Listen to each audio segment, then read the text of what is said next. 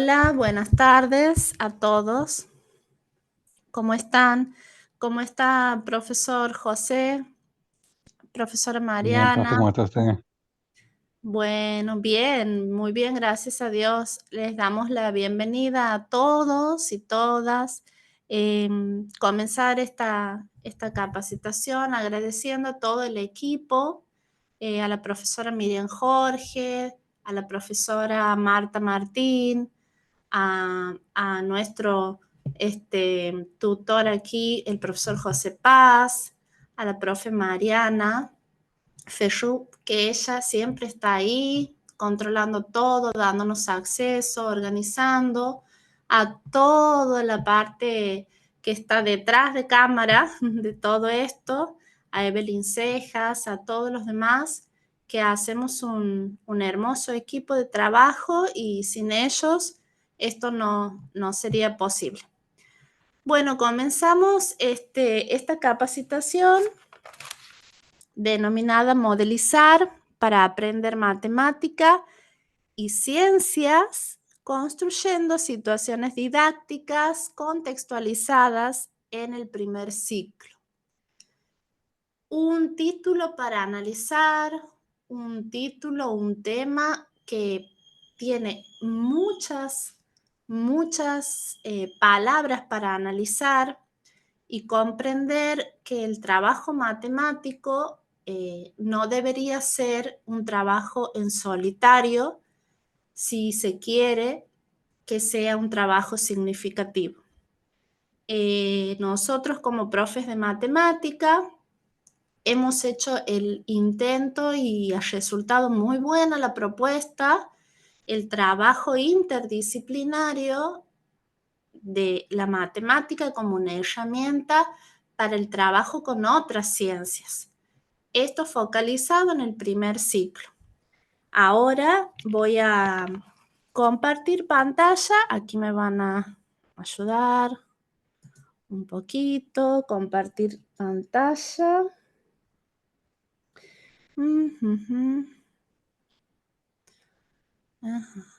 ¿Cómo era? ¿Cómo era? Me van a tener paciencia.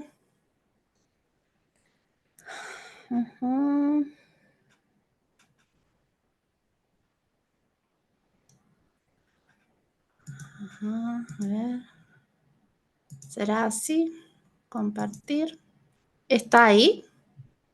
Ahí está, ¿Se sí se puede ve, ver? María. Sí, sí, Ah, sí. muy bien, qué bien. Bueno, entonces volvíamos al título de la propuesta. Este es el tercer encuentro de la propuesta Modelizar para aprender matemática y ciencias, construyendo situaciones didácticas contextualizadas en el primer ciclo. Seguramente vamos a hacer una revisión de los encuentros anteriores, pero antes vamos a pensar en estos encuentros que han quedado grabados en la nube, por supuesto. En el primer encuentro, cuando hablamos de trabajar la matemática como una herramienta para abordar la interdisciplinariedad, utilizando la modelización como estrategia en el proceso de enseñanza y aprendizaje, aquí esto es muy abarcativo y hay que seguir pensando y analizando. La pregunta es cómo voy a trabajar matemática como una herramienta. ¿Para qué? ¿Cuál es el propósito? ¿Por qué trabajarla con otras disciplinas? ¿Y qué es esto de utilizar la modelización como una estrategia en el proceso de enseñanza-aprendizaje? La verdad es que uno piensa la matemática como una herramienta cuando la deja de pensar a la matemática pura, es decir, cuando intenta que el aprendizaje sea significativo, construyendo desde otras disciplinas un sentido más amplio de la matemática. un sentido más holístico, un sentido que tiene que ver con la matemática escolar que hoy debería suceder en la escuela.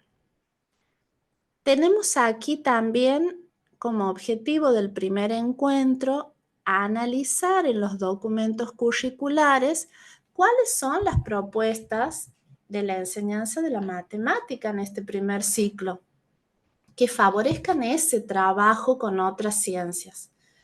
Y cuando hablamos de los documentos curriculares, estamos hablando nada más y nada menos de los núcleos de aprendizajes prioritarios. ¿Quiénes son nuestro faro, nuestros pilares, si se quiere, para ir a mirar un nuevo enfoque de enseñanza? Estos documentos curriculares están escritos desde un enfoque teórico que tiene todo que ver con las nuevas propuestas de la didáctica de la matemática. Y desde este lugar nos deja tranquilos pensar que la enseñanza va a estar desarrollada, la enseñanza de la matemática va a estar desarrollada desde un enfoque teórico muy importante que tiene que ver con dar sentido a la enseñanza de la matemática desde la resolución de problemas, que no es nada más y nada menos que una capacidad a ser desarrollada en la escuela primaria, en la escuela secundaria y también en el nivel superior. Cuando hablamos de desnaturalizar las prácticas de enseñanza, estamos hablando de que para abordar este trabajo de la matemática en el aula como herramienta para trabajar con otras disciplinas desde la modelización matemática, tengo que poder detenerme en mi práctica cotidiana, repensar qué estoy haciendo, volver a mirar, plantearme cómo estoy parada ante mi grupo clase, desnaturalizar mi práctica, es decir, no una práctica monótona, una práctica repetitiva que no requiere reflexión o trabajo compartido, colectivo, sino muy por el contrario, necesito repensar y resignificar mi práctica a la luz de los aportes teóricos de la didáctica de la matemática. Sabemos que muchos de nosotros, docentes, ya egresados hace bastante tiempo y que desarrollamos nuestras clases, tal vez con un tinte mucho más formalista, mucho más tradicional en las aulas, necesitamos los aportes teóricos de la didáctica de la matemática. ¿Para qué? ¿Por qué necesitamos de estos nuevos aportes? Porque necesitamos incluir en nuestras aulas situaciones didácticas que sean significativas para nuestros alumnos, que articulen el contexto del estudiante con las matemáticas en relación a otras áreas del conocimiento. Es decir, replantearnos esa práctica solitaria, esa práctica como unidad que generalmente tenemos y la seguimos lamentablemente haciéndola asidua a nuestro día a día. También es cierto entender que el trabajo compartido con el otro colega, compartido con el colega de las otras áreas, no es un trabajo simple, pero sí es muy productivo. Abrir mi casa de la práctica, abrir mi aula, abrirme a mi colega, enseñarle cómo enseño y a su vez que él pueda decirme cómo enseña y cuáles son los puntos nodales y cuáles son los puntos de encuentro entre sus áreas y sus disciplinas y mi matemática, no es un trabajo simple. Es un trabajo que requiere de mucha inversión de tiempo, de mucha inversión de trabajo de estudio compartido, de análisis didácticos, de construcción colectiva y colaborativa. Y estos espacios de trabajo hay que generarlos. Yo aquí me voy a detener para hablar. Muchos docentes que seguro van a escuchar este video tienen que saber que esto solos no se puede, que este trabajo tiene que ver con una gestión también institucional, que nuestro director tiene que abrir las posibilidades al trabajo pedagógico compartido, al trabajo pedagógico colaborativo, porque si nuestros directores no nos hacen los lugares y no nos hacen los espacios, es muy complicado con la vorágine de nuestro mundo y de nuestros tiempos, hacerlos nosotros mismos. ¿Es nuestra responsabilidad? Sí, pero es una responsabilidad compartida con la gestión de cada escuela. Digo esto porque seguramente hoy muchos docentes no están conectados porque resulta que están preparando las muestras anuales, las fiestas de educación física, estaban antes con el aprender, tienen muchas actividades a las que a todas hay que darles respuestas. Y en esta vorágine de solicitudes y de actividades y de programas que hay que cumplir, llevamos a los chicos también como a los tirones, hoy hay que hacer esto, mañana hay que hacer lo otro. Entonces, y en esa vorágine nos dejamos de pensar en qué trabajo matemático y en qué trabajo pedagógico estoy parado y estoy haciendo en el aula. Esto un poquito para pensarlo y reflexionar.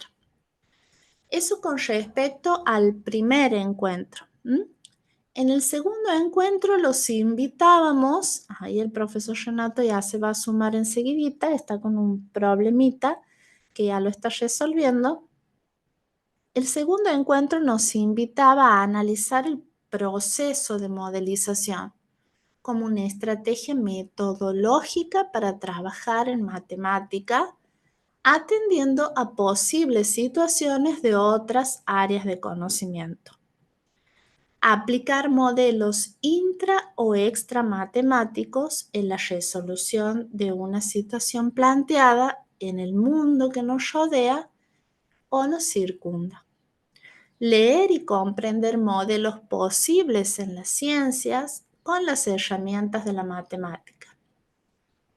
Fíjense, colegas, que la palabra modelización está como en muchos lugares en los últimos años.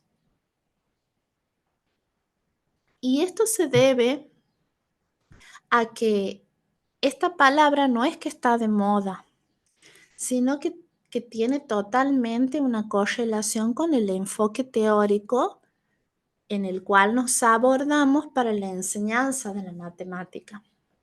Cuando hablamos de un proceso de modelización, cuando hablamos de modelización como una estrategia del docente para trabajar en matemática, la modelización primero no es exclusiva de la matemática. Se modeliza en ciencias naturales, se modeliza en ciencias sociales, se modeliza en física. Y cuando hablamos de aplicar modelos intra-matemáticos, es decir, modelos puramente matemáticos, nos referimos a aquellos modelos que tienen que ver, por ejemplo, con las relaciones numéricas. Un ejemplo de modelo matemático e intramatemático son las operaciones, los algoritmos, las tablas de multiplicar donde hay relaciones de cantidades, los modelos geométricos que utilizamos para resolver una situación problemática. Si vamos un poco más allá, tenemos modelos un poquito más complejos que están relacionando cantidades que tienen que ver con matrices, con determinantes, con integrales. Entonces, yo me preguntaría, profe, estamos en un primer ciclo. ¿Cuál podría ser un ejemplo de modelo en el primer ciclo intramatemático? Y bueno, por ejemplo, ante una situación problemática que se pueda resolver con una suma o con una resta, tanto el algoritmo de la suma como el algoritmo de la resta o de la multiplicación son modelos matemáticos que estarían resolviendo de alguna manera esa situación planteada. Cuando hablamos de modelos extra matemáticos, tiene que ver con modelos que pueden estar fuera del mundo matemático. A ver, el profesor Renato siempre dice, cuando nosotros necesitamos que un arquitecto nos arme nuestra casa, lo primero que hace el arquitecto es armar una maqueta. Y ese es un modelo extra matemático, pero es solamente una representación de la realidad. Es solamente una representación de lo que sería mi casa.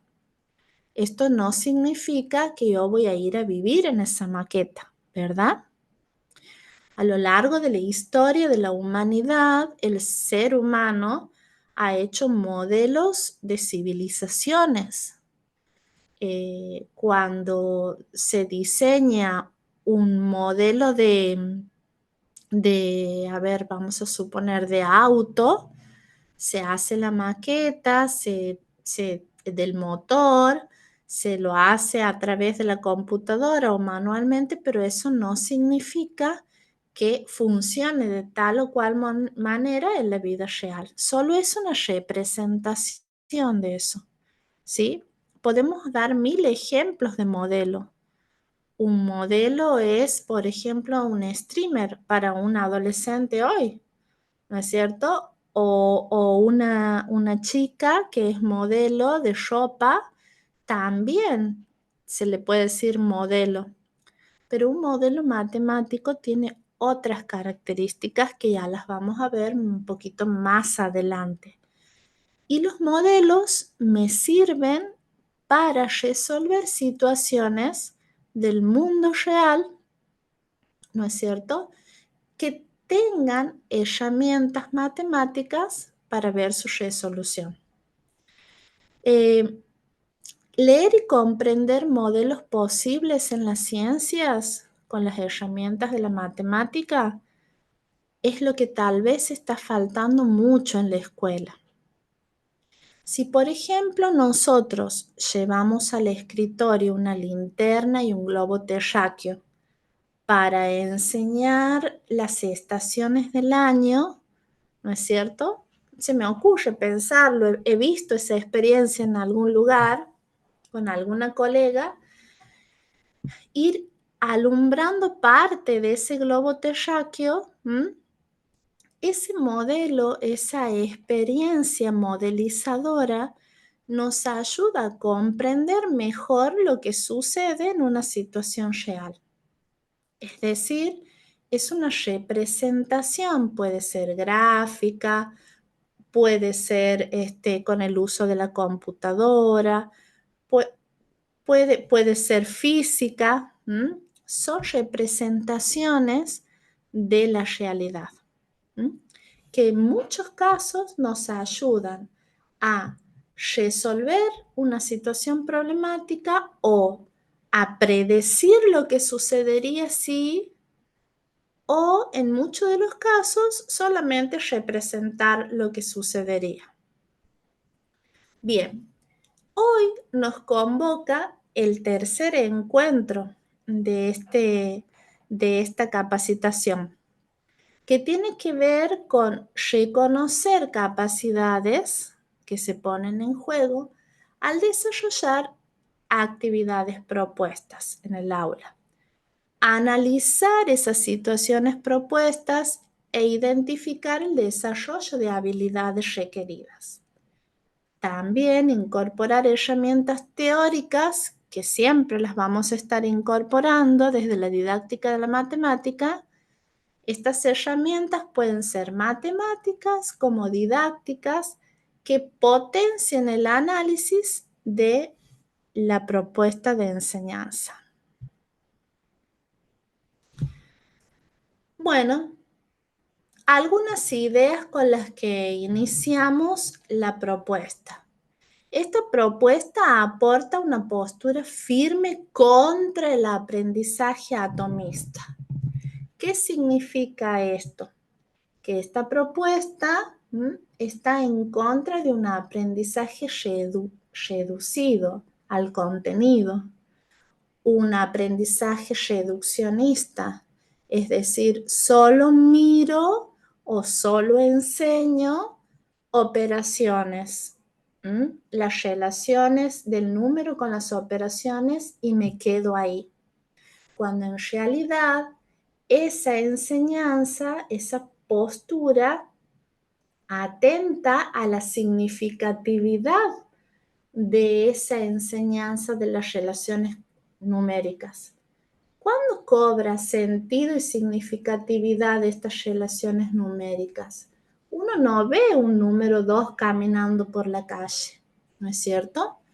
Uno no ve 3 metros de altura caminando por la calle, sino la relaciono con, si no enseño y tengo una visión más global de el objeto matemático que estoy intentando enseñar. Es decir, la propuesta brinda una visión global y debe proponer una comprensión más holística. Y cuando nosotros incorporamos estas palabras como holística, estamos diciendo que la visión debe ser global, que la visión debe ser con otras disciplinas, ¿no es cierto? Otra cuestión que propone este curso de capacitación es el trabajo activo desde la resolución de problemas.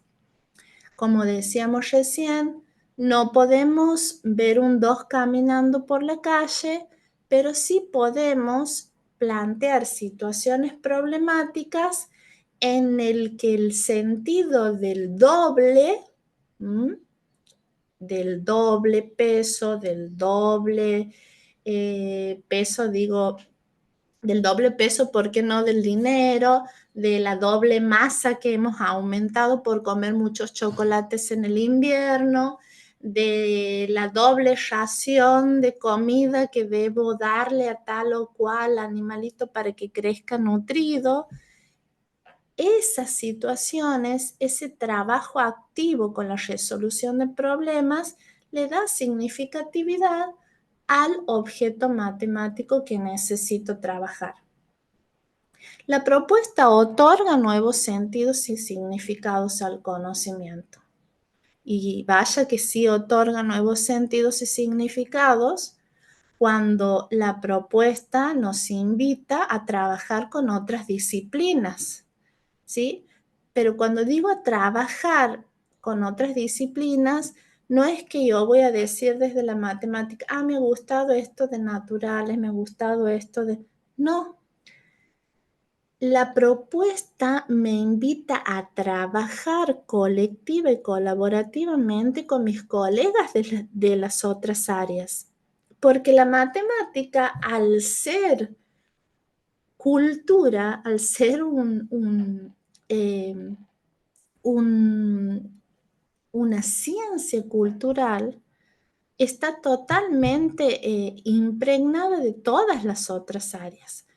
De hecho, todas las otras áreas necesitan de herramientas del mundo matemático. ¿Qué más me invita esta propuesta? Supone la oportunidad a diferentes formas de aprender, diferentes ritmos de aprendizaje y variados intereses por parte de los chicos y las chicas. Es decir, a veces a los chicos, como ustedes saben, primero que tenemos aulas heterogéneas, bien lo dice Rebecca Anijovic, no todos aprenden del mismo modo porque justamente adjudica esto a los ritmos diferentes de aprendizaje y también a los aportes teóricos de otros especialistas que hablan de las inteligencias múltiples. Entonces, lo que para algunos estudiantes es de fácil acceso porque tienen determinadas capacidades y competencias bien definidas para algunos campos del conocimiento, para otros no lo es tanto y viceversa. Y desde este lugar, ¿no es cierto? Supone esta propuesta dar la oportunidad para aprender en diferentes ritmos con variados intereses. ¿Por qué? Porque al no trabajar la matemática pura solamente, sobre todo en el primer ciclo, donde ellos tienen que ser capaces de ver las 1000 relaciones que hay entre el mundo entero y las matemáticas. Los chicos son, ustedes saben, los chicos son científicos natos. Ellos nacen con curiosidad. Lamentablemente, a veces en la escuela a veces es responsable de que esa curiosidad se vaya como marchitando en el camino. ¿Y por qué nos pasa eso? Porque nos abocamos cada uno en forma individual como una isla a enseñar nuestra disciplina sin tener la pequeña intención de mirar nuestra disciplina a la luz de las otras. Y ahí estamos perdiendo grandes genios, porque ellos por curiosidad van a aprender mucho mejor si los dejamos, si los acompañamos en esta curiosidad para hacer más amplio su conocimiento. Entonces, desde este lugar podríamos decir que ellos pueden desplegar muchísimas habilidades y destrezas y capacidades cuando el docente es el acompañante y el gestor de esas situaciones didácticas para que esto suceda. La propuesta propone a los docentes pensar un trabajo colaborativo e integrado, ya lo habíamos dicho. Se debe partir de una planificación de actividades secuenciadas sobre el desarrollo de propuestas que solamente sigan una lógica disciplinar, es decir, a ver, nos sentamos a trabajar juntos, colaborativamente, pero no hoy se me ocurre dar algo, mañana se me ocurre dar otra cosa. La planificación juega un rol fundamental en un buen trabajo en el aula. Pensar recursos, pensar tiempos, pensar intervenciones convenientes, pensar eh, posibles, anticipar posibles respuestas, anticipaciones, dar lugar y espacios a esas discusiones, a esos conversatorios riquísimos que se producen entre los alumnos y, ¿por qué no?, trascender el aula del primer ciclo y pasar a trabajar como en grados nucleados, ¿no es cierto?, o unidades pedagógicas, primero, segundo y tercer grado, y también ir pensando qué de esa secuencia la podría aplicar en el segundo ciclo. Porque aquí a veces los docentes cometemos errores. Pensamos que por trabajar en el primer ciclo todo se termina ahí y que después nuestro estudiante, nuestro ser humano, nuestro ser pensante es el problema o la responsabilidad del otro ciclo. Y no es así, compañeros. Ese estudiante es nuestra responsabilidad, es nuestro. Así haya pasado al segundo ciclo y después egresado a un nivel secundario, es nuestra responsabilidad. Entonces, esa planificación de actividades secuenciadas debe ir mucho más allá que para una semana, para un mes, inclusive para el año completo. Pensar en continuidad, un aprendizaje no coartado, un aprendizaje no sesgado, porque si no, hacemos a veces como los chicos.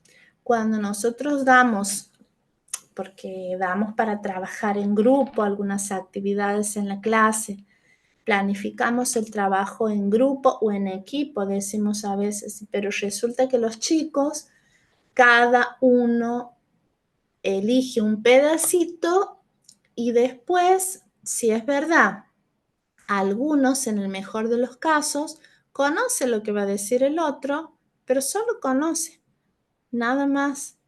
No está consciente de lo que se dice, no está consciente de cómo eso puede aplicarlo en otra situación parecida. El trabajo en equipo, ellos lo tienen que mirar cómo lo hacemos nosotros, sus profes, para después ellos ser multiplicadores de esa experiencia. Bueno, continuamos. La propuesta dice no se trata de una tarea en solitario, ya hemos dicho un poco de eso. Es necesario abrir el aula hacia adentro de ella misma y hacia afuera en relación con las demás. Supone un docente profesional capaz de poner en juego lo que sabe y actualizar junto a otros estos saberes. Y eso es muy importante. A veces entre docentes tenemos algunos prejuicios de no querer compartir lo que sabemos pensando que es tal vez insuficiente o tenemos miedo a compartir y a aprender del otro. Estamos en una era de cambios permanentes donde ya no nos podemos dar el lujo del trabajo en solitario, que en realidad ni siquiera es un lujo, sino es como una cárcel de pensar solo en lo que yo pienso y no construir más de lo que yo pienso que está bien. Entonces, en ese sentido, los invito a reflexionar sobre nuestras prácticas, desnaturalizarlas y emprender un nuevo camino juntos. Habíamos dicho que en este encuentro nosotros no inventamos nada, íbamos a tomar como punto de partida los documentos curriculares y como hablamos de el trabajo interdisciplinario, no podemos evitar mirar la propuesta de los núcleos de aprendizajes prioritarios, tanto de matemática como de ciencias. En este caso, nosotros elegimos las ciencias naturales. Cuando vamos a mirar en los NAP para encontrar, valga la redundancia, puntos de encuentro, nodos, puntos de conversación común, miramos que los modelos son un punto de encuentro entre matemática y ciencias naturales. Los modelos explícitos, es decir, los que están escritos a la vista y consensuados que construye la ciencia para explicar la realidad, parten de las representaciones individuales de sus protagonistas, los científicos. A ver, cuando nosotros queremos enseñar, por ejemplo, las partes de una planta, y ustedes dirán, pero ¿qué está haciendo la profe si ella es de matemática? Ese discurso por ahí es muy común. Yo también en algún momento he visto plantas y he estudiado sobre eso, tal vez desde la matemática, no desde las ciencias naturales, pero sí las he visto, tengo palabra autorizada para decirlo, pero a lo que yo voy es a lo siguiente. Cuando yo me paro con una plantita, ¿no es cierto? Y les digo, bueno chicos, miren, estas son las partes de las plantas, las hojas, el tallo, el nudo, las raíces, por aquí comen, por aquí.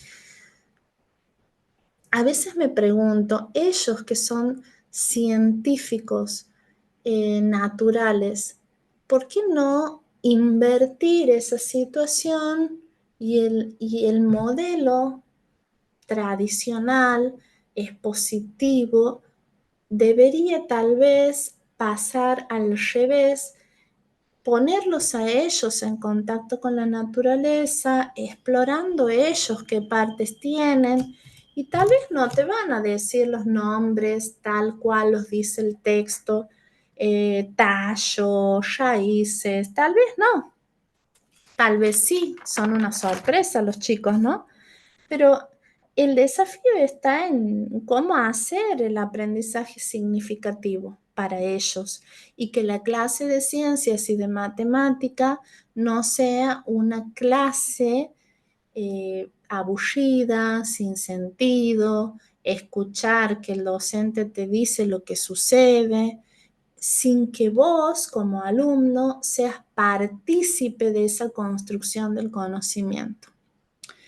En este sentido, un objetivo central, dicen los NAP, un objetivo central de la educación científica es enseñar a los chicos a pensar por medio de teorías para dar sentido a su entorno. Para lograrlo, ellos deberían comprender que el mundo natural presenta cierta estructura interna que puede ser modelada. ¿Sí? Entonces, cuando nosotros queremos enseñar a través de una educación científica, deberíamos pensar en esas teorías, de qué manera ellos podrían estudiarlas, analizarlas, haciéndolas significativas a través de la pregunta, por ejemplo. El paradigma de la pregunta es muy importante en las ciencias. Es muy importante poder modelizar la estructura interna de las ciencias. Otro punto del que nos habla de encuentro el NAP, el núcleo de la actividad científica escolar está conformado por la construcción de modelos que puedan proporcionar a los niños una buena representación y explicación de los fenómenos naturales y que les permitan predecir algún comportamiento. De esta manera, podríamos pensar tal vez en que desde matemática, en un primer ciclo, trabajando, por ejemplo, coordenadas cartesianas, el arriba, el abajo, posiciones, derecha, izquierda y demás, planificar un modelo de salida hacia un circo, por decir algo. Y tal vez ahí, en la llegada de ese itinerario, de ese croquis, de ese plano, de todas las cosas que se puedan hacer modélicamente desde matemática, trabajar los materiales que proponen las ciencias naturales. Trabajar la dureza, trabajar lo blando, por ejemplo, llegan al circo, ¿de qué está hecho el circo? Las telas, los caños, materiales, materiales. O, por ejemplo, elementos inertes o seres vivos que aparecen. Todas esas situaciones, esos fenómenos naturales, pueden estar representados y pueden tener una explicación a través de los modelos, la construcción de modelos que uno pueda realizar.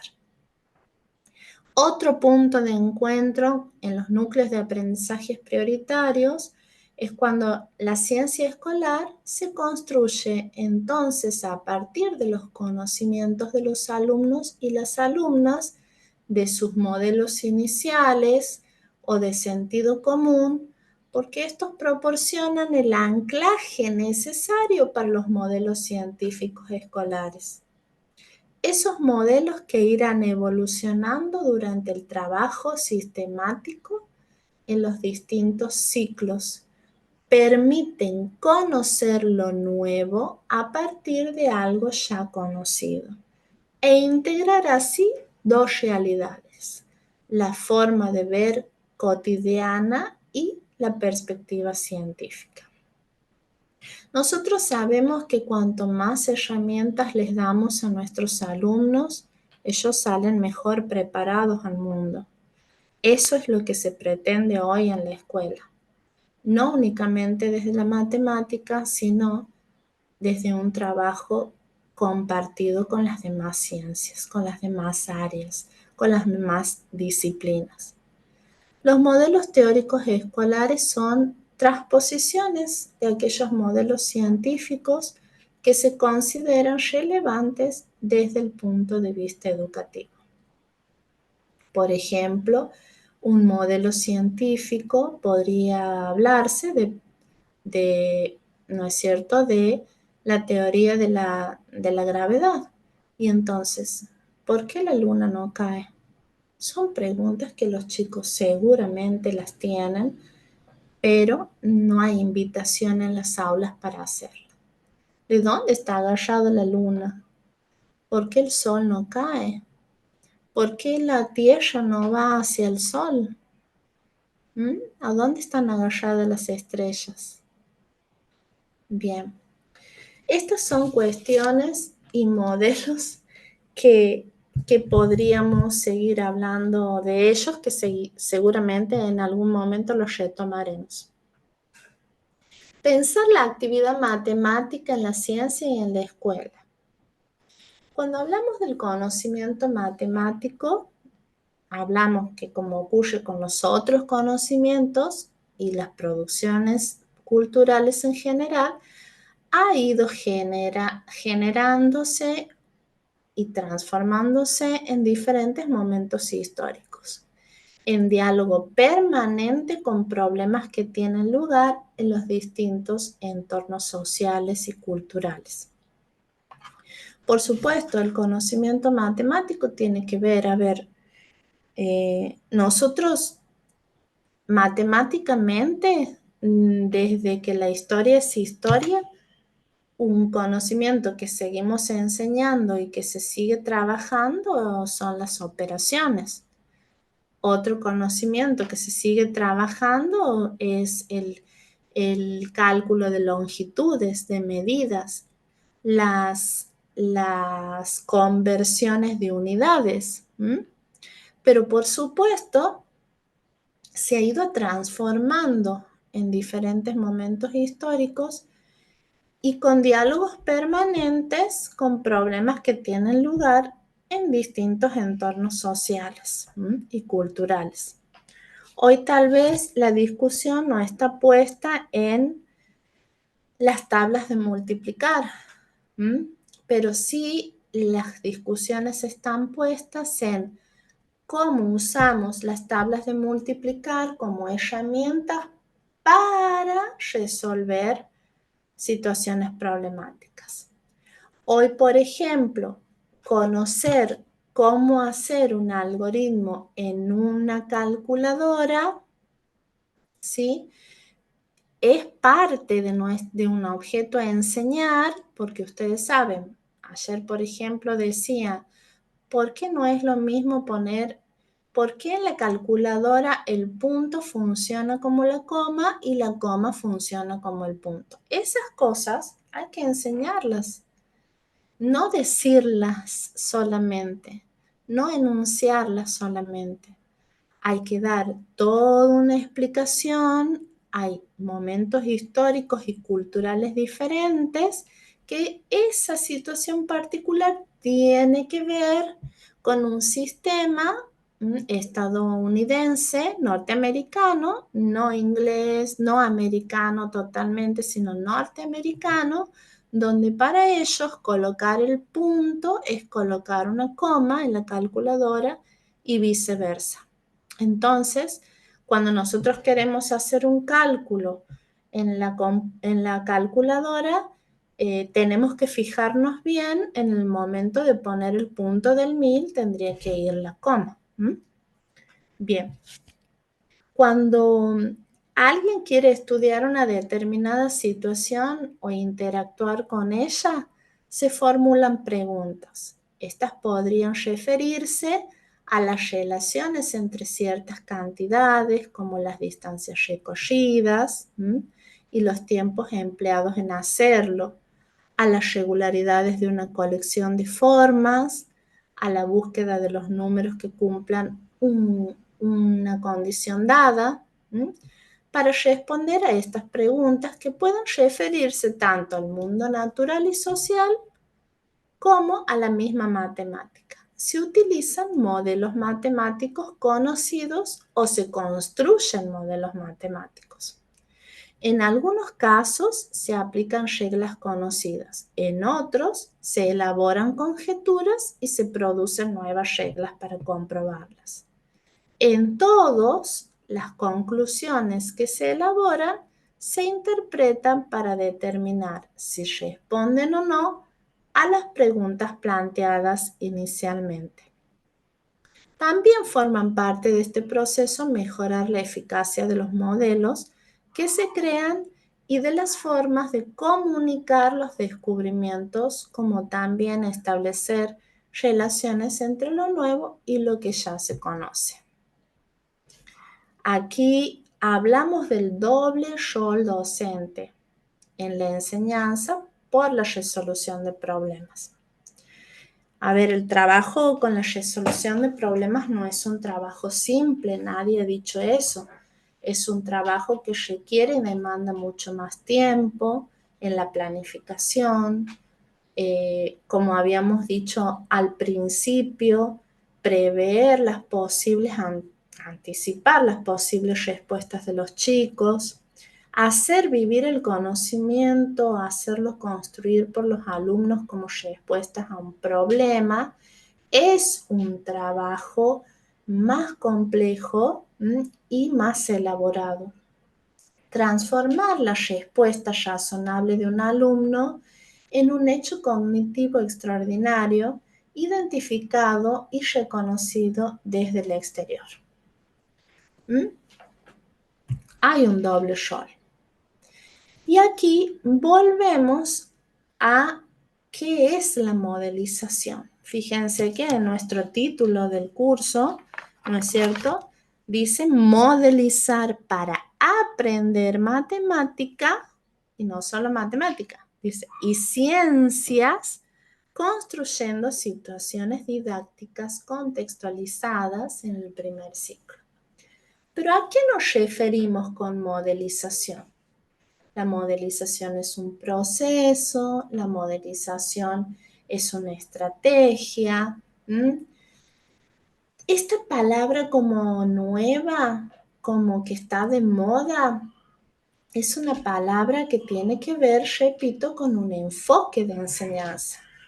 Frente a una situación a resolver, ponemos en juego los conceptos que tenemos, que traemos, unos conceptos acabados o en vía de acabarlos, pero con ellos intentamos modelizar la situación y construimos explícita o implícitamente un modelo. Dice Varsavsky, 1971, que la palabra modelo se puede usar en el sentido de imagen o representación, generalmente incompleta o simplificada de un sistema material o abstracto. Más adelante continúa.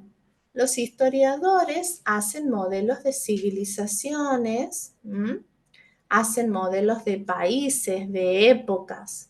Los novelistas hacen modelos de grupos humanos imaginarios, ¿no es cierto? Los médicos hacen un modelo de un paciente.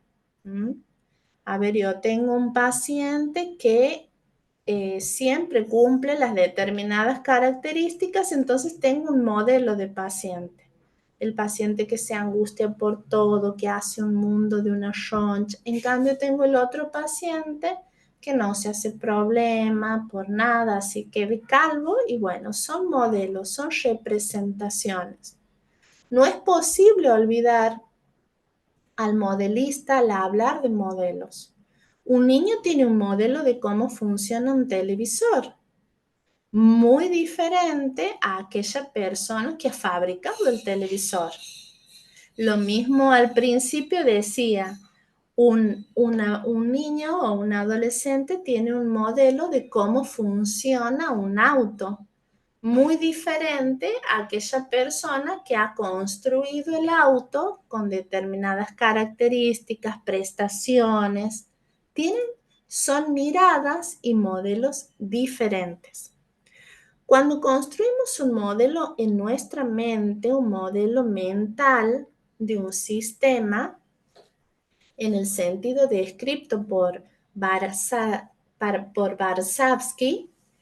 en el párrafo anterior podemos describir sus componentes, sus relaciones y explicar cómo funciona.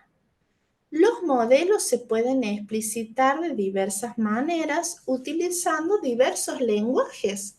Cuando ese lenguaje es la matemática, será un modelo matemático. Y aquí sí me quisiera detener porque de esto hablan mucho los cuadernos para el aula de los núcleos de aprendizajes prioritarios. Ese material riquísimo que hay en las bibliotecas, donde en las primeras páginas, que con mucho atino nosotros con el profesor Renato le decimos las maravillosas páginas grises, nos dan mucha información clara, precisa de lo que son los modelos matemáticos. Bien lo dice Varsavsky, que los modelos matemáticos tienen un lenguaje específico. A ver, cuando yo hablo de lectura y de comunicación, cada ciencia tiene su propia información que comunicar. Bueno, lo mismo pasa con los modelos matemáticos. Cuando yo hablo de modelos matemáticos, tiene su propio lenguaje. Entonces, para decir que yo tengo 3 libros diferentes, uno de literatura, otro de ciencias, otro de arte, y cada uno cuesta 300 pesos, ¿y cuánto debería tener de dinero para comprar todos esos libros? Mi modelo matemático tiene que ver con un lenguaje exclusivo, entonces yo puedo escribir 300 pesos más 300 pesos más 300 pesos y estoy usando el modelo de la suma. También puedo cambiar el modelo con información matemática y decir 3 por 3, ¿verdad? Y ese modelo de la multiplicación también estaría resolviendo de alguna manera esta situación.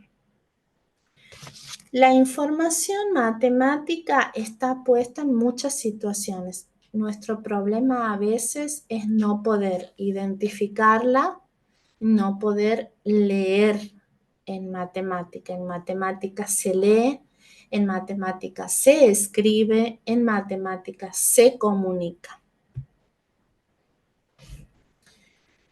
Específicamente, cuando hablamos de proceso de modelización matemática, debe ser entendido como un proceso de ida y vuelta entre una situación específica que genera un problema y la formulación del mismo problema planteado en términos matemáticos. Vamos a ver un ejemplo. Si nosotros dentro del mundo real en este esquema tenemos una situación problemática y una formulación de esa situación problemática y necesitamos del mundo matemático para poder resolver esa situación, estamos ante un proceso de modelización. Mientras que, y aquí quiero aclarar algo, cuando nosotros tenemos una situación en el mundo real para ser resuelta, no está siempre asegurado qué modelo de la matemática me va a resolver esa situación. Puede ser una suma, puede ser una integral, puede ser una resta, puede ser un gráfico, puede ser una tabla, puede ser una integral, puede ser un cuadro de doble entrada, una multiplicación, puede ser una ecuación, puede ser una función. No tengo definido de antemano muchas veces cuál será el modelo matemático que resuelva mi situación del mundo real. Diferente es cuando parto de la enseñanza de la matemática, por ejemplo, estoy enseñando dobles y mitades que me propone el primer ciclo y necesito aplicar esos objetos matemáticos de dobles y mitades en una situación del mundo real. Entonces ahí nosotros venimos del mundo matemático con un doble, una mitad, un tercio, un cuarto y demás, y necesitamos evidenciar ese doble, esa mitad en el mundo real en una situación. Entonces, de ida llamamos modelo matemático a una situación que va desde el mundo real hacia un mundo matemático. De vuelta, partimos de una resolución de una situación trabajando el objeto matemático hacia el mundo real. En este sentido, hay que comprender bien qué es el proceso de modelización y repito, que tanto está presente en los documentos curriculares, en las propuestas de los libros de las escuelas. Ellos hablan mucho de modelizar situaciones y resulta que a veces los profes, por desconocimiento y sin vergüenza, hay que reconocer que nadie nos enseñó antes el proceso de la modelización, en qué consiste el proceso de modelización y cómo todos estos aportes de la didáctica de la matemática están indefectiblemente incorporados para no irse en nuestro currículum de la enseñanza. Bien. Estoy como seca aquí ya de tanto hablar. Uy, cómo ha pasado el tiempo. Vamos a una segunda parte donde vamos a ir así como un poquito más acelerados, donde vamos a hablar de esto que es tan importante y que atraviesa ineludiblemente a nuestro currículum escolar. Ya desde la ley de Educación Nacional 26.206, sancionada en el año 2006, se contempla la intencionalidad pedagógica de promover y desarrollar capacidades en el marco de la educación obligatoria. Cuando hablamos de la educación obligatoria, estamos hablando de los niveles y modalidades obligatorios, nivel inicial, primario y secundario, ¿verdad? Ya la ley expresa la intencionalidad de un trabajo progresivo en torno a ciertas capacidades. ¿Y por qué? Esto no es una decisión caprichosa, esta es una decisión con el fin de considerar que las capacidades están vinculadas con la creatividad del conocimiento, con la expresión y la comunicación, con la comprensión y utilización crítica de las nuevas tecnologías de la información, con el estudio y el aprendizaje, con el trabajo en equipo, con el esfuerzo, con un conocimiento, una construcción de un conocimiento significativo, con el ejercicio de una ciudadanía responsable, con la utilización del conocimiento como herramienta para comprender y transformar constructivamente el entorno social, económico, ambiental y cultural. Bueno, en esta línea nosotros reconocemos, porque así está prescripto, seis, perdón, organizar el currículum, la enseñanza y la evaluación en torno a un conjunto de capacidades y habilidades consideradas centrales. La resolución de problemas es una capacidad y no es propia de la matemática.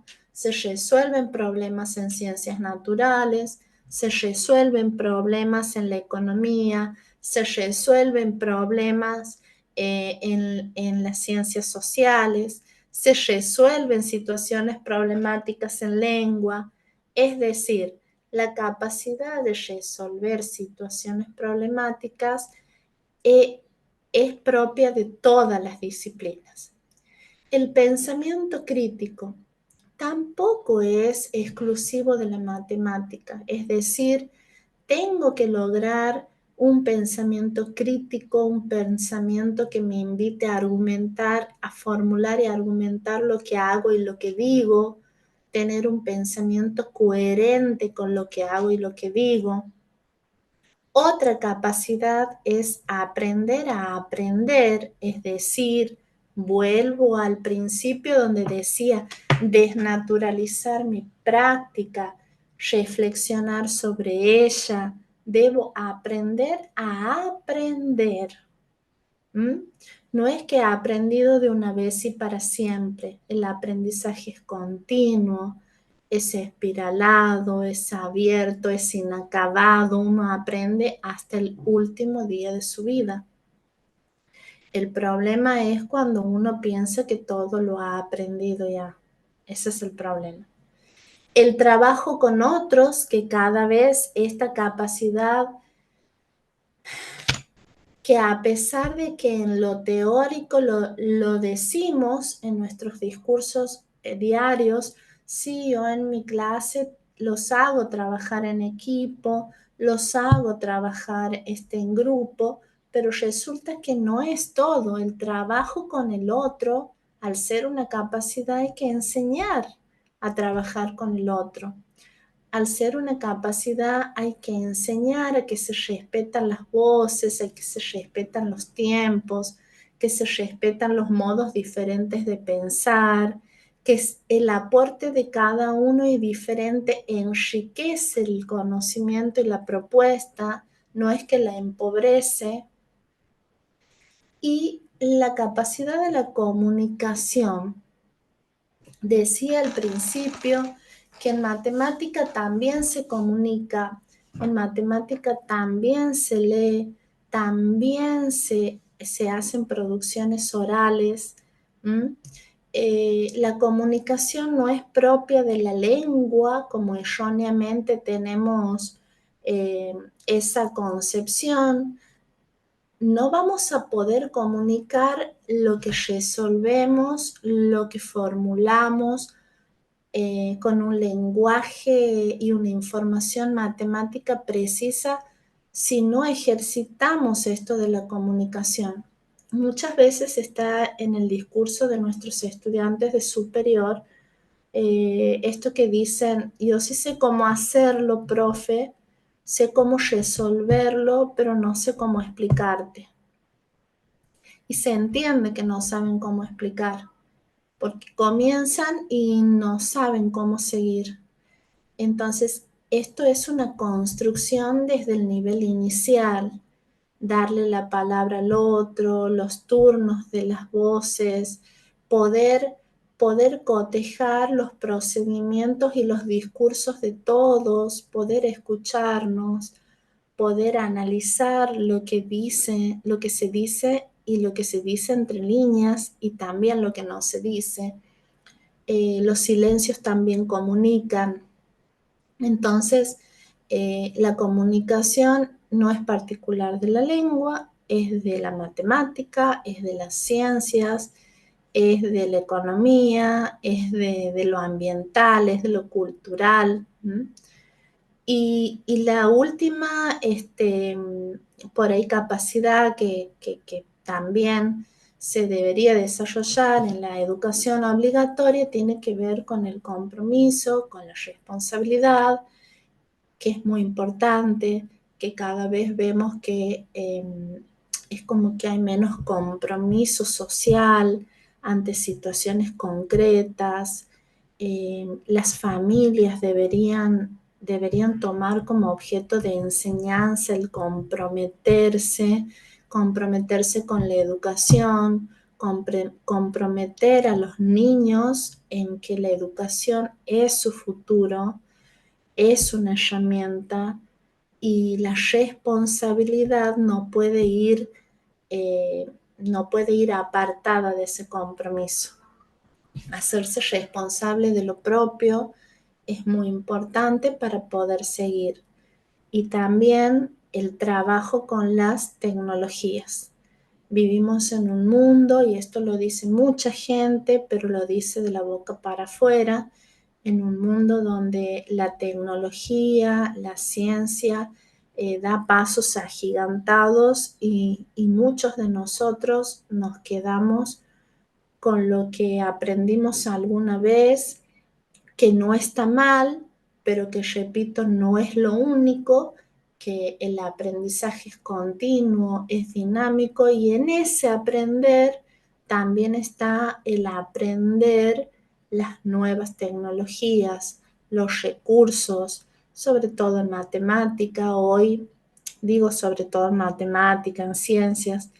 Hoy los chicos tienen programas, programadores que pueden hacer juegos interactivos en matemática donde son totalmente atractivos para los chicos, el GeoGebra, entrar en páginas donde te invitan hasta jugar con los jueguitos esos de antes que uno jugaba el Pac-Man y demás para encontrar múltiplos y divisores. Y entonces todos esos recursos digitales y también no digitales, los juegos, los juegos del dado, el bingo, digamos, posicionarlos desde un lugar pedagógico es abrir la cancha al desarrollo de capacidades y habilidades. No me tengo que quedar con la tiza y el borrador solamente, sino continuar y complementar todo lo que sea posible para un mundo actualizado, un mundo globalizado, donde los chicos tienen información por todos lados y el docente no puede quedar aislado de esto. Bien, un poco de lo que viene ya se ha dicho, pensar la enseñanza en relación con el desarrollo de las capacidades, es pensar en qué puede contribuir a acompañar y sostener las trayectorias escolares, fortalecer los procesos de aprendizaje, mejorar la calidad de los aprendizajes, que es, como decíamos nosotros, la oportunidad para un aprendizaje más significativo. Aquí es importante detenernos un poquito en lo que son las capacidades, ¿no es cierto? Porque uno habla de capacidades como algo abstracto, como algo ideal, como algo que viene volando, como de magia y se debe incorporar en la cabeza. Y la verdad es que muy por el contrario, las capacidades hacen referencia a un sentido amplio, un conjunto de modos de pensar, de actuar y de relacionarse con los estudiantes. Deben tener oportunidad de desarrollar progresivamente a lo largo de su escolaridad, puesto que se consideran relevantes para manejar las situaciones complejas de la vida cotidiana. ¿Por qué las capacidades? En este sentido me voy a detener para preguntarme y preguntarles algo. ¿Por qué las capacidades se repiten? Son las mismas en la educación del nivel primario como en la del nivel secundario. Justamente por lo que dice aquí el texto del enfoque de capacidades. Oportunidad de desarrollar progresivamente a lo largo de su escolaridad. No es que porque yo he trabajado resolución de problemas en la escuela primaria, se terminó ahí y ya tengo la capacidad de, porque esto es una construcción progresiva en desarrollo continuo. Y esto significa que si en la primaria he trabajado resolución de problemas, comunicación, me han hecho participar, hablar con mi compañero, pensar juntos, jugar un juego desde lo pedagógico, trabajar el error y llego al otro nivel académico y eso se terminó y solo hago ejercicios de repetición y más guías y no hay momentos de intercambio y no hay momentos de reflexión compartida de esto que estoy intentando construir, que es la capacidad de la resolución de problemas y de la comunicación. Y la verdad es que todo queda inválido lo anterior, porque como dice el enfoque, esto es una oportunidad progresiva, es un desarrollo a lo largo de toda la escolaridad. No es que aprendo a sumar solamente en la primaria y en la secundaria me olvido de eso. Aprender a sumar, tengo que aprender a sumar toda la vida. Por supuesto que se irá aprendiendo a sumar en un grado de complejización de menor a mayor, es decir, tal vez comience sumando números naturales, que no es lo mismo sumar números racionales en un segundo ciclo, que no es lo mismo sumar vectores en la secundaria y que no es lo mismo sumar matrices en la secundaria, pero se sigue sumando. Quiero decir con esto que las capacidades se deben ir construyendo a lo largo de toda la escolaridad. Construyen un potencial de pensamiento y de acción como bases biológicas, psicológicas, sociales e históricas, el bagaje cognitivo, gestual y emocional que permite actuar de una manera determinada en situaciones complejas. Bueno, entonces, ¿qué son las capacidades? Son recursos internos con que un estudiante puede lograr determinado desempeño. Son las condiciones con las que se va a producir. El desarrollo de las capacidades en los chicos tiene que ver con las herramientas que ellos traen y sostienen a lo largo de la escolaridad.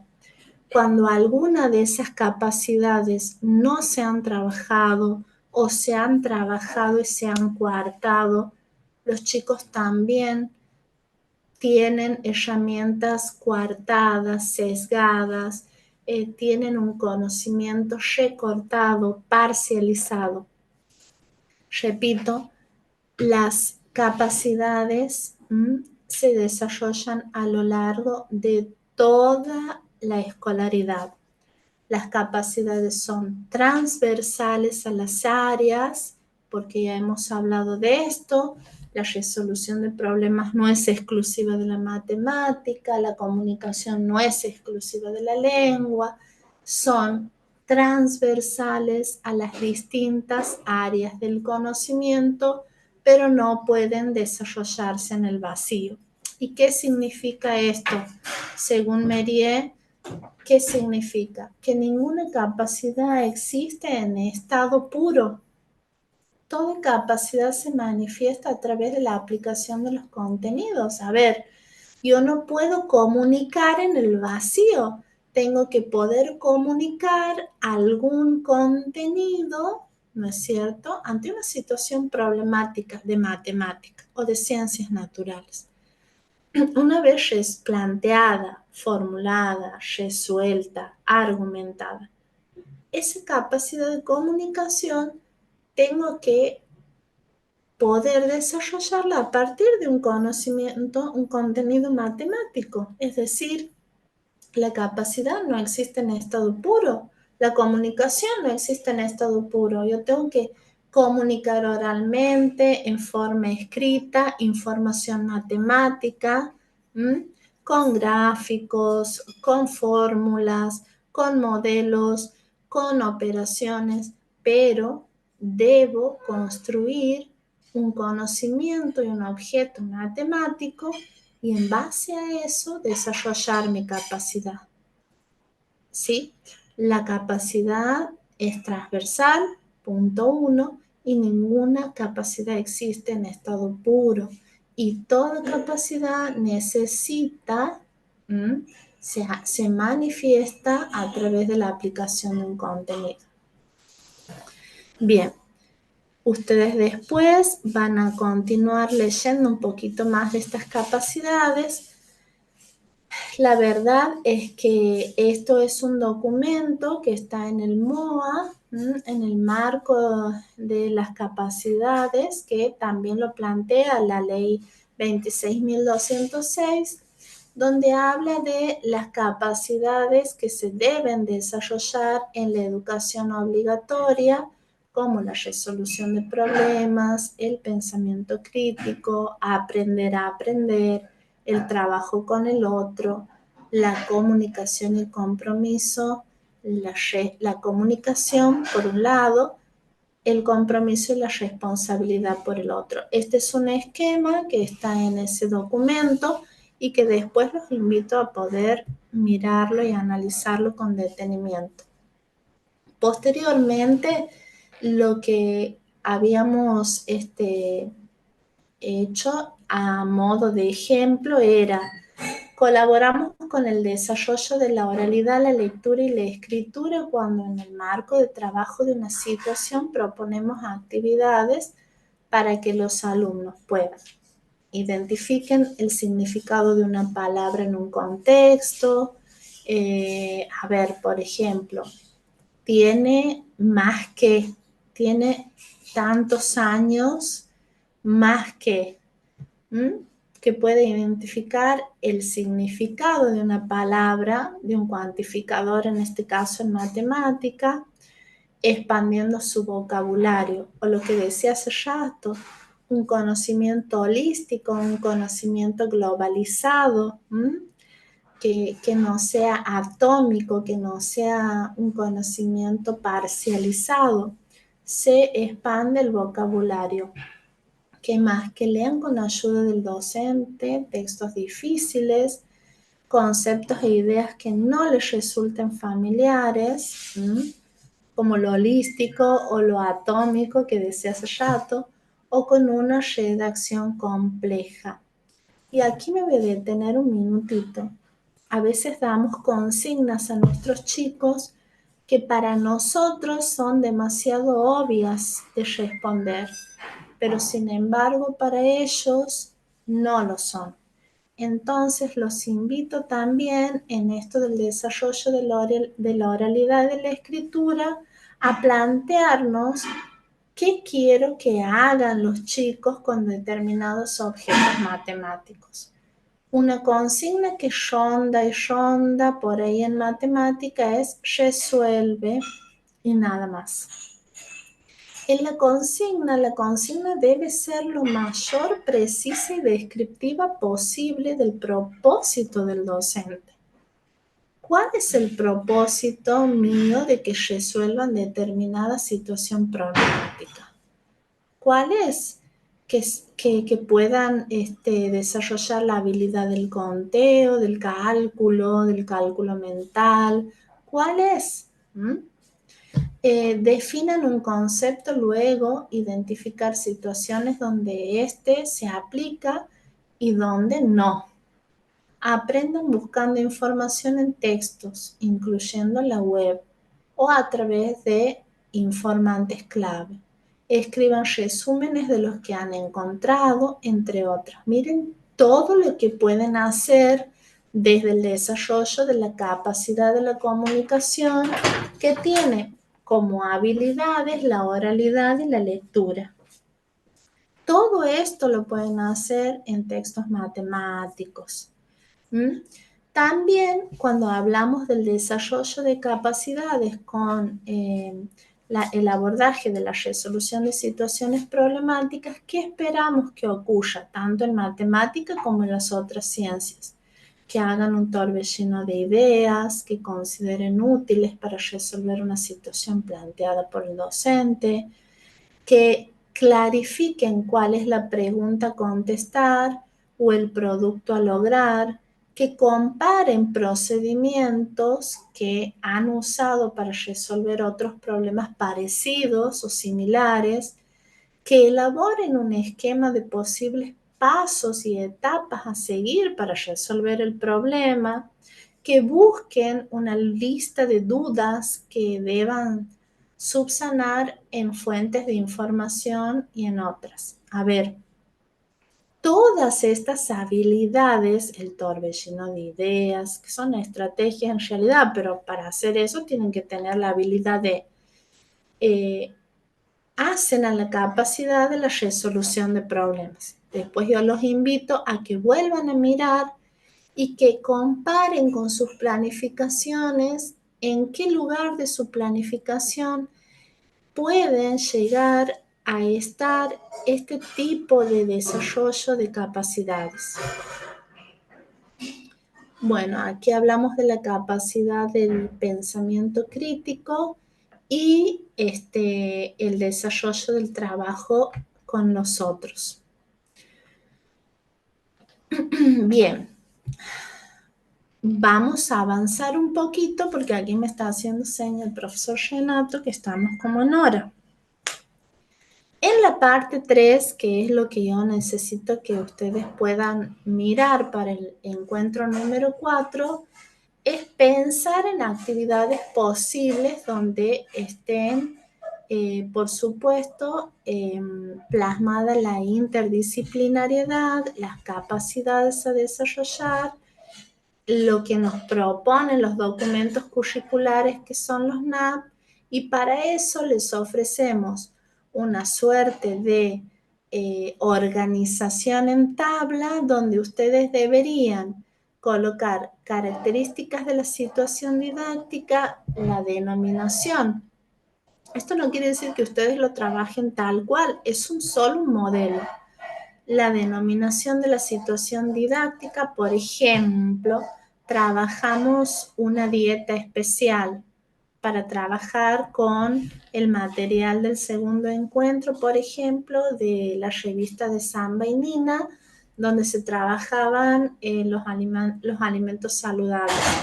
¿Quiénes son los destinatarios? Puede estar presentada para un primero, un segundo, un tercer grado.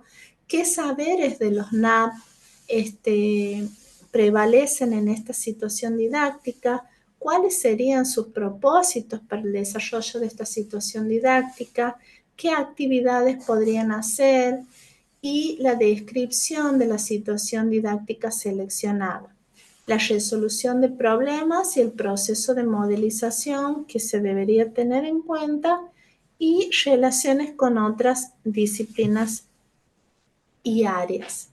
Comamos variado y saludable. Fíjense que a la izquierda hay un diálogo entre Samba y Nina. Samba, ¿te sentís bien?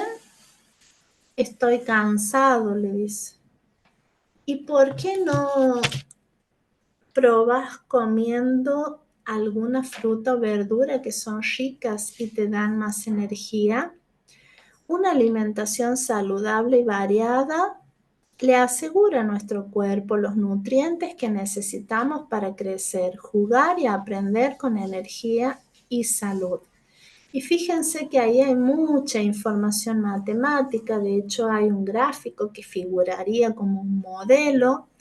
Fíjense que en el centro hay agua que el tanto por ciento de nuestro cuerpo está lleno de agua. Hay vegetales, hay cereales, hay carnes, hay lácteos. Y la propuesta es, ¿por qué es importante comer frutas y verduras? Dibuja en el plato tu comida saludable favorita. Es una propuesta. Fíjense, respondiendo al cuadro anterior, o sea, a este, nosotros, a suerte de modelo, podríamos poner primer ciclo, primer grado, la denominación, comamos variable saludable, algunos propósitos para esta situación didáctica desde la matemática y desde las ciencias naturales. Ustedes lo van a leer con detenimiento y miren que aquí hay un recorte de lo que dicen los núcleos de aprendizajes prioritarios desde la matemática y las ciencias naturales, donde están totalmente relacionados con la situación didáctica seleccionada.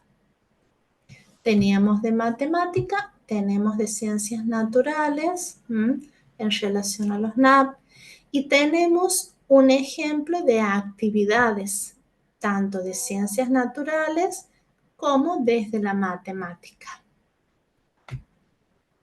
Fíjense que después complementamos con alguna pirámide de alimentación. ¿Qué es lo que se comería esporádicamente? Carnes rojas, embutidos y fiambres y dulces. Eso es lo que menos se debería comer. De 3 a 5 días por semana, pescado, carnes blancas y huevos.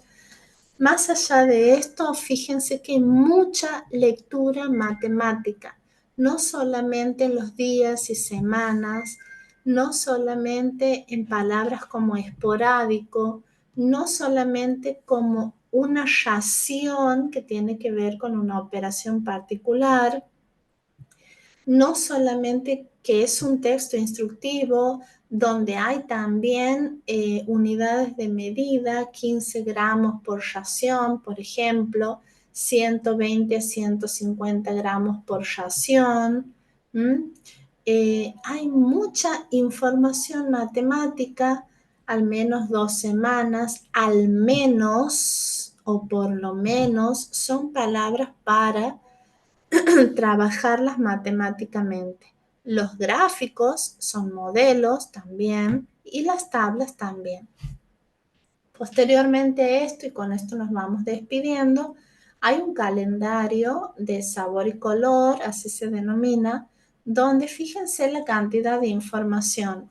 En la primera columna tenemos estaciones del año, pero además de eso tenemos los meses que hacen a esas estaciones del año, enero, febrero, marzo, y también tenemos las fechas que hacen a esa estación del año, otoño, invierno, primavera.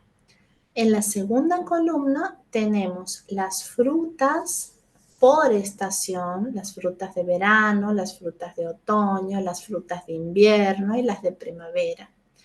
Y tenemos las verduras y las legumbres por estación también.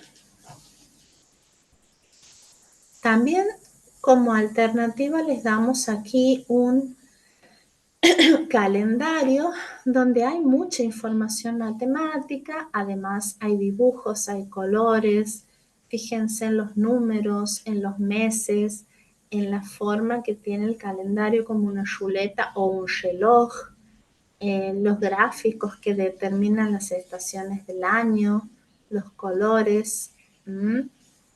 Por ejemplo, tenemos un amarillo naranja, marzo, abril y mayo, que representa el otoño, y así sucesivamente.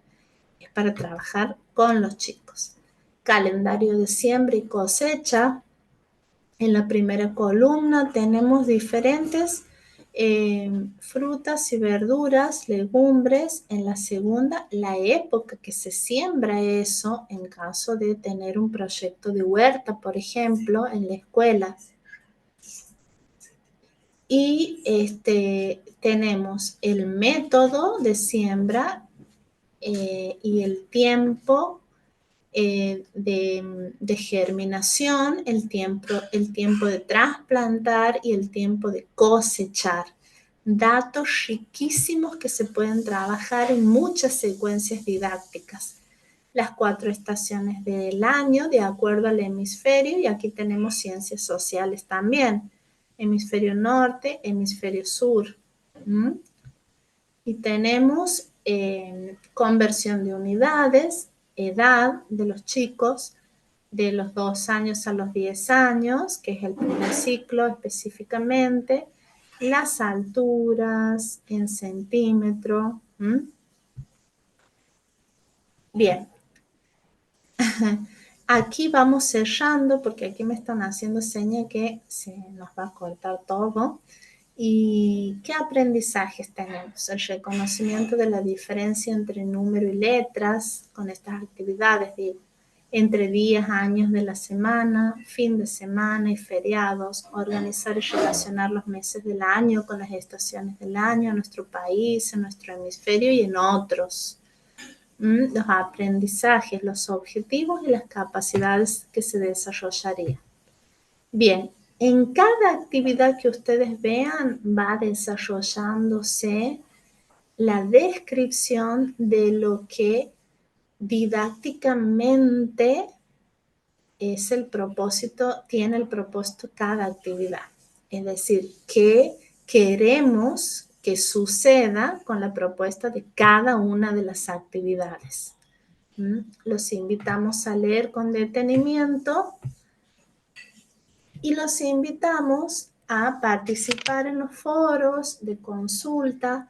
El profesor tutor, José, seguro que va a estar a disposición, y si tienen algún inconveniente, por ejemplo, para subir alguna actividad, para conectarse y demás, pueden usar el correo, comunicarse con el tutor y vemos cómo lo resolvemos. Entonces, espero que este encuentro haya sido productivo para los que escuchen hoy o en la grabación que queda en la nube. Así que espero que haya sido muy productivo para ustedes, muy rico. Y les Profe, deseo... hay un WhatsApp, un link ahí en la plataforma para los que quieren ingresar Bien, que a los participantes. Así por ahí lo manejemos también. bien, perfecto, profe. A ver, aquí estoy sin poder salir de, De la grabación, sí, no, de compartir la la pantalla. pantalla. A ver, mostrar vaya, me dice, y será para acá. Pero ya no está compartiendo la pantalla. Ya no, No, no, porque, no, no. veamos.